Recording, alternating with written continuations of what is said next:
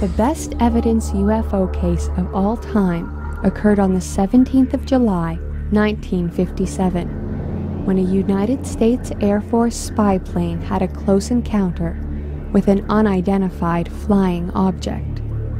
The six-man crew of an RB47 aircraft, which was equipped with state-of-the-art electronic countermeasures equipment, including 3 electronic intelligence stations manned by highly trained Air Force personnel known as Ravens or Crows, were literally tailgated by an object that continues to defy explanation to this day. This plane was flying out of Forbes Air Force Base, Kansas, and the crew was on a training mission to shake down the airplane and test out its components. This crew detected and recorded on wire recorders and tape recorders the electronic signals, radar-like in nature, that came from the same direction and location as the UFO. It followed them and then overtook them as they flew over Louisiana, Mississippi, Texas, and Oklahoma for over 2 hours that night. The crew involved in the UFO incident was one of the top crews in the wing. They were instructors and evaluators in the standardization division and were highly respected. They had the most experience and the best training.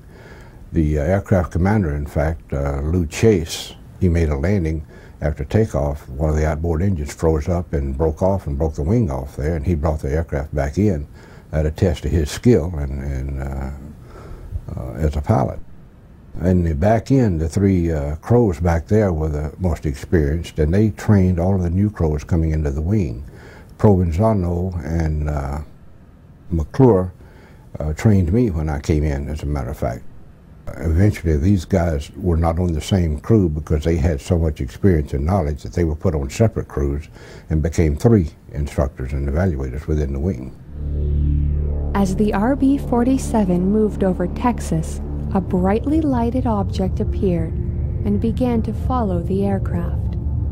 Major Chase contacted Radar Station Utah at Duncanville, Texas, which confirmed that their radar had also detected the UFO. You have a very experienced crew of a very sophisticated airplane having something very strange happen. They see it, they pick it up on their electronics, the whole crew is involved, ground radar is involved, it lasted for a long time. What more can you ask for? The UFO continued to play tag with the RB47, which had left its scheduled flight path to pursue the object, until the aircraft began to run low on fuel and turned to head home. The UFO followed the aircraft until the signal finally faded as the crew approached Oklahoma City. In his report on the incident, the Director of Intelligence of the 55th Strategic Reconnaissance Wing stated that he had, quote, "No doubt the electronic signals coincided exactly with visual observations by aircraft commander numerous times, thus indicating positively the object being the signal source." End quote. The Air Force, via Project Blue Book, without any real investigation, concluded that the sightings in northern Texas were an ordinary jetliner. In doing so, they failed to explain the ongoing nature of the incident over several states, the appearance and disappearance of the object, both visually and on radar and electronic countermeasures equipment, and how exactly the Utah radar station failed to distinguish between an airliner that was 600 miles away from the RB47 and a UFO. Researcher Brad Sparks explains why the RB47 case is the best ever, contrary to what the United States Air Force said. Why is it so important? Because it's the only time in history that radio or radar signals have been detected and recorded from a UFO, not just are using radars to bounce signals off a UFO. We're actually detecting something that the UFO seems to be sending out. This indication of intelligence makes the Blue Book explanation even more absurd, as does the fact that this was not the only time an RB47 encountered a UFO. Colonel Bruce Bailey recounts his own similar incident.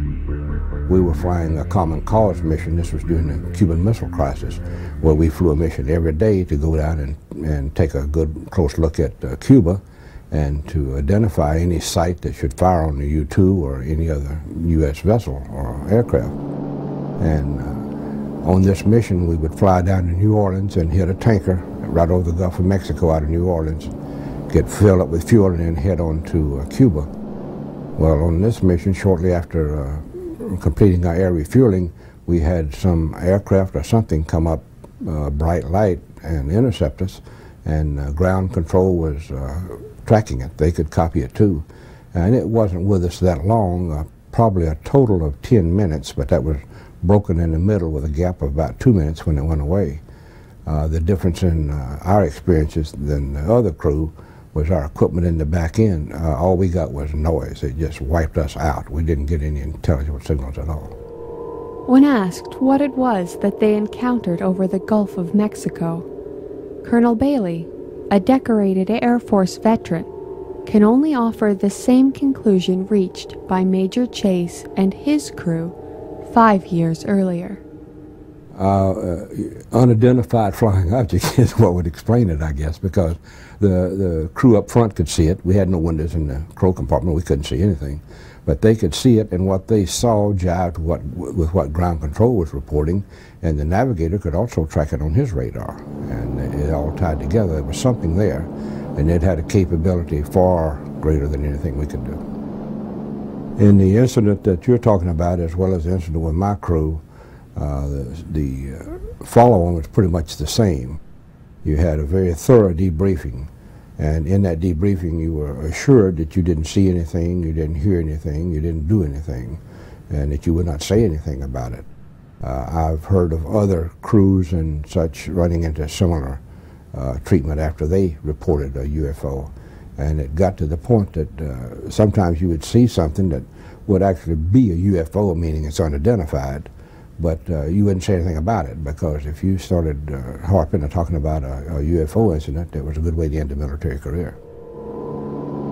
Apparently, as far as the United States Air Force was concerned, when its top crews, who were charged with protecting the security of the nation in the midst of the Cold War, and who often came face to face with the enemy, saw something like this, they were really just mistaking it for a civilian airliner. If that was true, any sensible Air Force should have grounded those crews immediately. But instead, they kept on flying, so long as they stayed quiet about what they really saw in the skies above us.